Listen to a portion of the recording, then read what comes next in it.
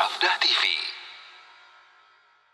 Sekarang pertanyaannya, Ustaz, kenapa nggak dimasukkan kias dalam akidah? Kias itu kan artinya analogi, Pak. Kias itu apa? Analogi.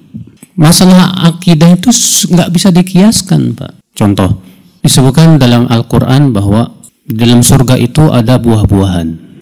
Ada buah-buahan. Rasulullah SAW ketika sholat khauf diperlihatkan oleh Allah surga. Lalu Rasulullah diperlihatkan oleh Allah pohon anggur. Dan Rasulullah SAW melihat ada setangkai apa? Anggur di surga. Sampai-sampai Rasulullah maju ingin memetiknya. Kemudian Rasulullah mundur lagi. Setelah selesai sholat, para sahabat bertanya, "Ya Rasulullah, engkau tadi maju kenapa?"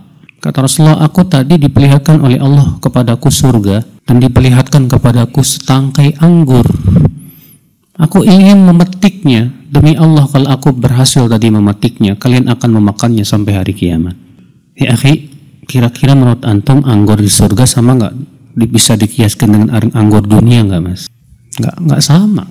Ibnu Abbas ketika menafsirkan wa utubihi mutasyabiha, mereka diberikan sesuatu yang serupa. Kata Ibnu Abbas, serupa tapi tak sama.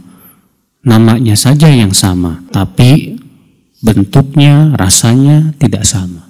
Nggak bisa disamakan, Mas. Apalagi sifat Allah nggak bisa dikiaskan dengan sifat makhluk. Tidak bisa dikiaskan. Yang berlaku dalam akidah itu hanya qiyasul aula, qiyas yang lebih tinggi. Itu pun dengan syarat yang ketat, tidak bisa sembarangan menggunakan qiyasul aula itu. Qiyasul aula itu contohnya begini, Mas. Mana yang lebih sempurna? Manusia yang hidup dengan manusia yang mati? Manusia yang hidup lebih sempurna, maka Allah lebih layak untuk disifati dengan sifat hidup. Nah, ini namanya qiyasul aula, Pak. Tapi qiyasul aula ini syaratnya harus sempurna dari seluruh sisi-sisinya. Contoh misalnya, mana yang lebih sempurna? Manusia yang punya anak dengan manusia yang mandul, nggak punya anak. Ya, kita katakan manusia yang punya anak. Tapi tidak boleh kita katakan kalau begitu Allah lebih layak untuk punya anak, nggak bisa.